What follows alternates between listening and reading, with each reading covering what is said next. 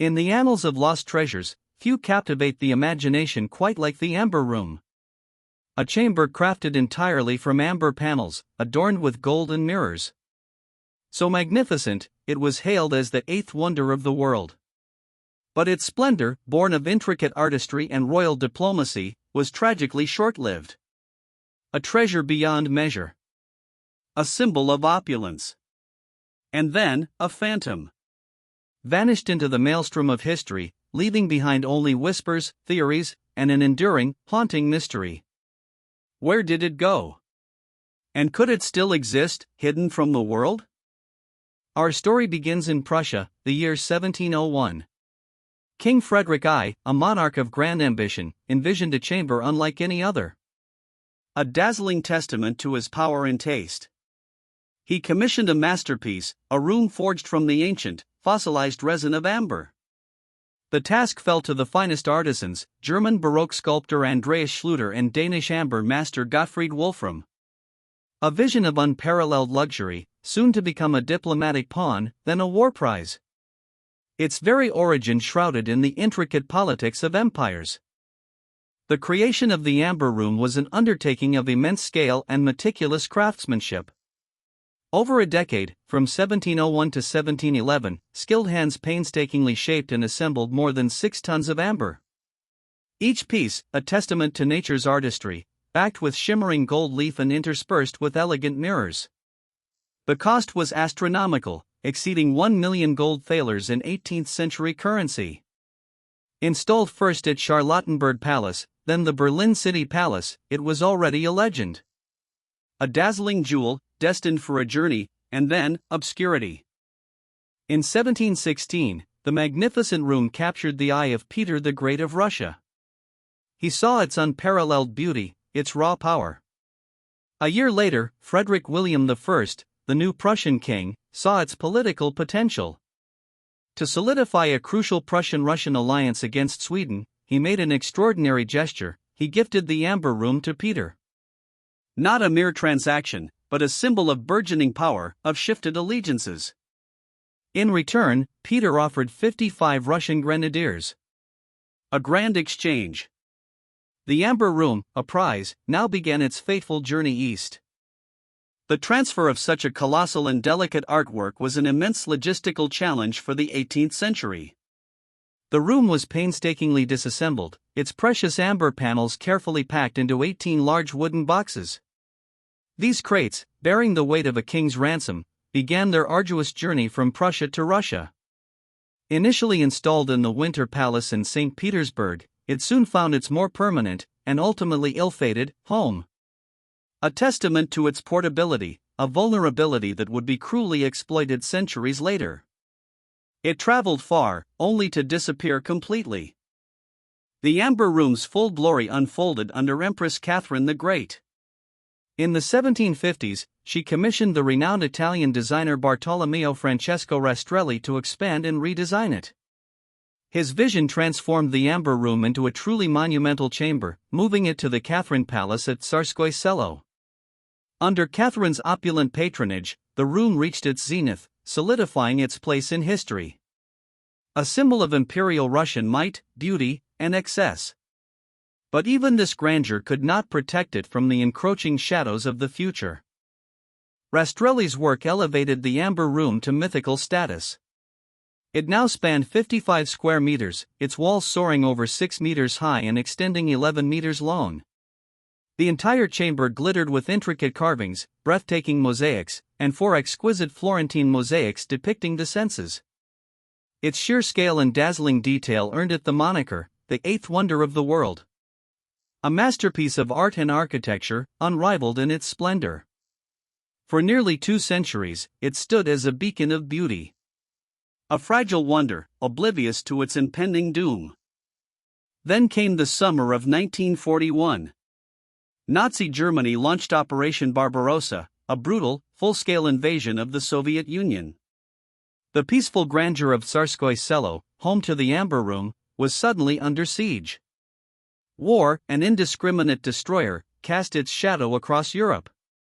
The advancing German forces brought with them not just destruction, but a systematic campaign of cultural plunder. The Amber Room, a priceless cultural artifact, found itself directly in the path of this cataclysm. Its fate, now intertwined with the brutal march of armies.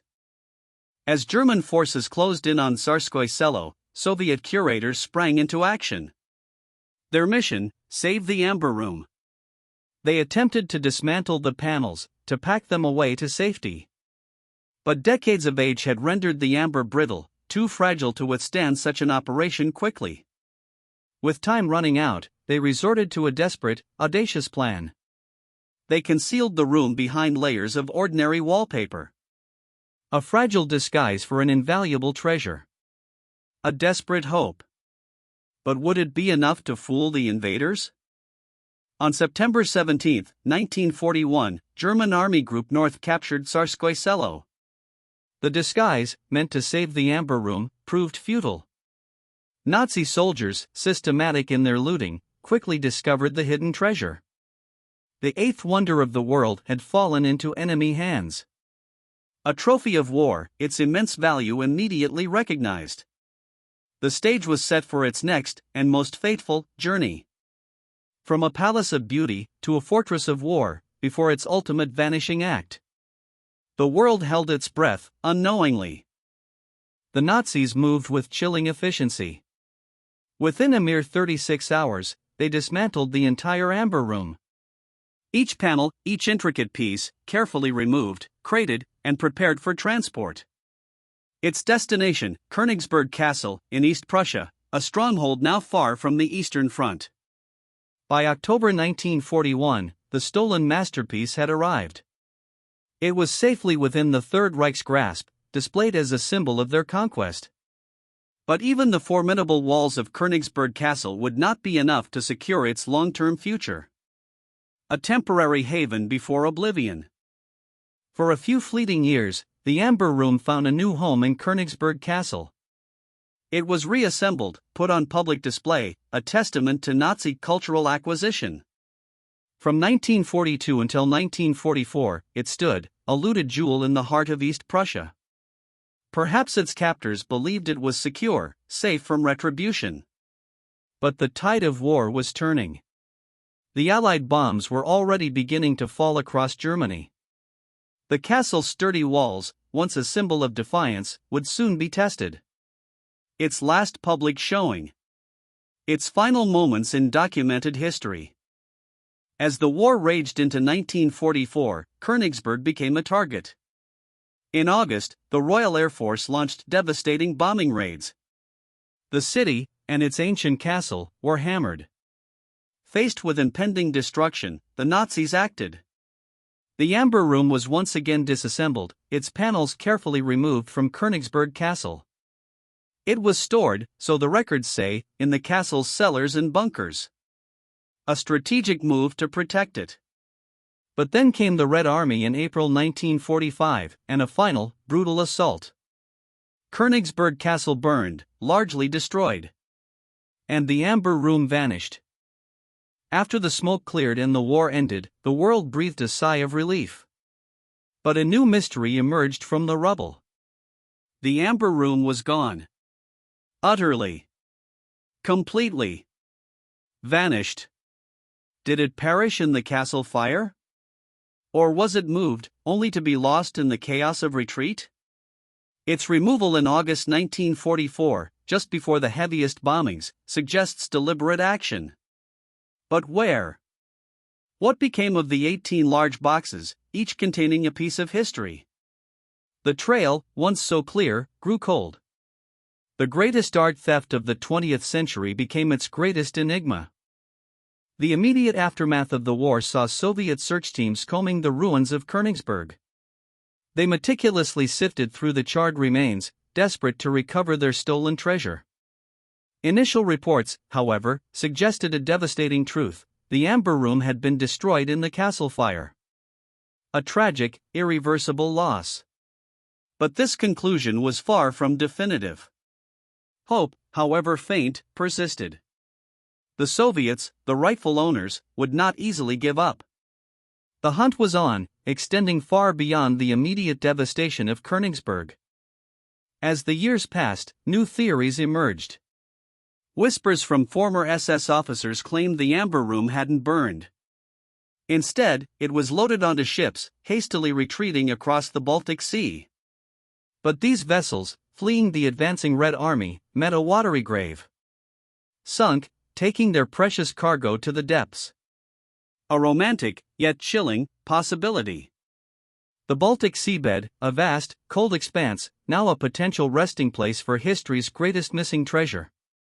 Is it waiting, encased in amber, for a modern-day salvage operation? Other theories steered the search inland. Could the Nazis have hidden the amber room in the labyrinthine depths of Germany's extensive mine systems? One persistent theory points to mines near Wuppertal. Vast underground networks, perfect for concealing secrets. The Third Reich famously used such locations to stash looted art and other valuables. A subterranean vault, waiting to be discovered. The promise of rediscovery keeps generations of treasure hunters sifting through old maps, exploring forgotten tunnels.